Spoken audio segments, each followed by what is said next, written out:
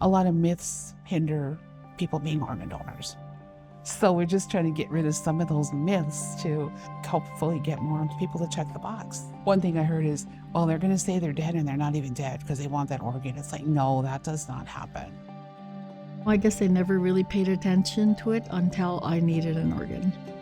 For me, it was a gradual thing because I was diagnosed with an illness back in 1993. Because of the rare blood type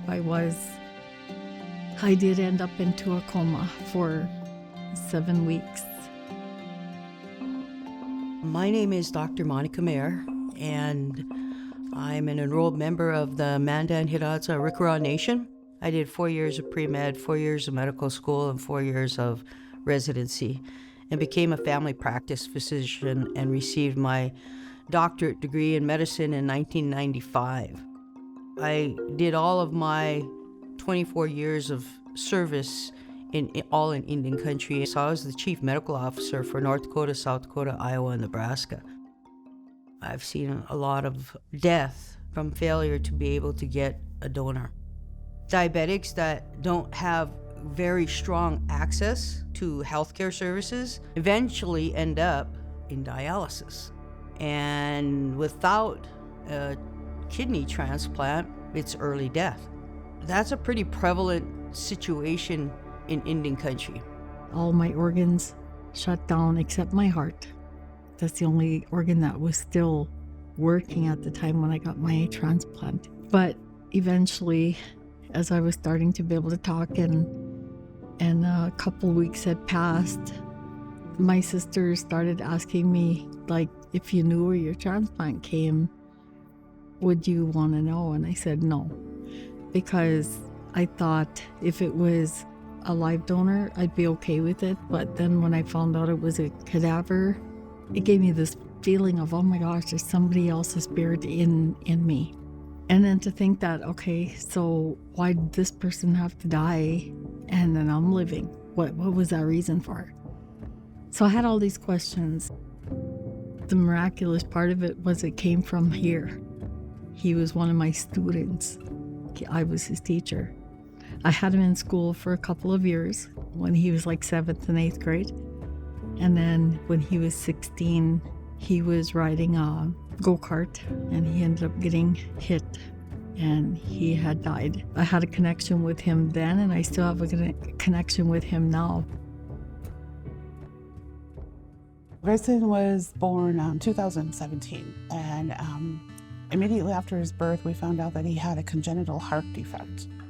And so the cardiologist told us that he would have to have a procedure done on his heart at the age of 6 months old. Well, the next day, post-op, he went into cardiac arrest. And so his heart quit working and they did CPR and everything to save, to keep him alive. However, his little heart never repaired itself. So they said that they would put him on the heart transplant list. But when we were getting ready to bring him home, we noticed he wasn't eating. So when they did the testing, they found out that yes, he was in severe heart failure. So it was about a week later that they brought in what's called the Berlin heart. And it's actually an external heart. I remember in church, just praying that we would eventually, we would soon get a heart, although we knew that a child had to lose their life for ours to live. She's on the phone and she's crying and she's like, we got a heart. And I'm like, what? It's so unbelievable because we waited for so long. So the procedure took about 6 hours. They came home on a Friday and met him outside of town and they paraded into town and they had a huge event, just a big homecoming welcome for him. But in September, he kind of got sick. He wasn't feeling good. He really didn't look well. So she brought him into the Indian Health Service, and that's when they found out that he had pneumonia. And so when she got him into the emergency room at IHS, he went into cardiac arrest. So he ended up, passing on. He liked to listen to music. His nurses would sing to him. His dad would play guitar for him, and he liked that too. So. Just a happy little guy. He was very happy. No matter what he went through, he was always smiling. Nothing ever kept him down. He went through a lot. I didn't know how other families felt that were going through this until I went through it. And I thought, I need to really advocate for this, because I think the more people we can get to be accepting of organ donation, it will lessen the waiting time. I want to go out and talk about organ donation. I want to go out and share information with our community and with others about how organ donation impacts one's life. They were having a Life Source conference in October over in the cities. They asked me to come in and do a session on organ donation and share Greyson's story. And in one of the breakout sessions, they had a heat map, and the heat map showed the percentages of organ donors throughout North Dakota, South Dakota, and Minnesota. And when I looked at it, I told Rianne, those are all reservations. I wonder why that is. I wonder how we could improve that, probably because some people don't have a driver's license. There's, quite a few that don't have a driver's license. To get a state ID, we have to travel to Devil's Lake. Devil's Lake is an hour and a half away. So just to even get a state ID, they would have to travel that far, so we had limitations. I wonder if more people would be willing to check the box on a tribal ID because they're more accessible.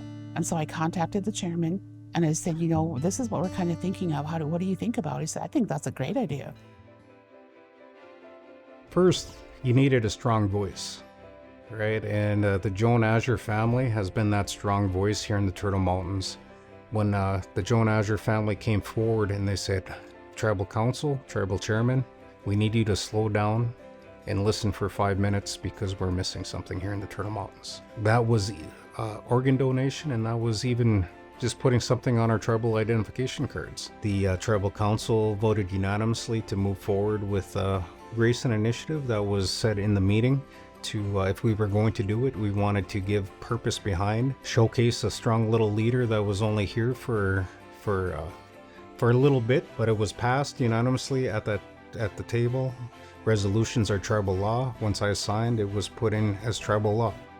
The Turtle Mountain Band of Chippewa is the first tribe in the United States to add organ donation registration to its tribal identification cards. And when they decided to put it on our tribal IDs, and it was a part of our sovereignty that says, hey, we can do this. It gives me a good feeling. I think the Greyson initiative is the beginning of something good and will be an ongoing good thing that I believe eventually all tribes will adopt. They always say Native people have, they're generous. They have generosity. And so I tell people, if we're giving, then let's give a part of life. I don't think the Creator is gonna, punish us when we get there, because we left a part of us in His creation. Greyson had become a part of all of us. There was something with him, with that little guy. Just like he touched all our hearts.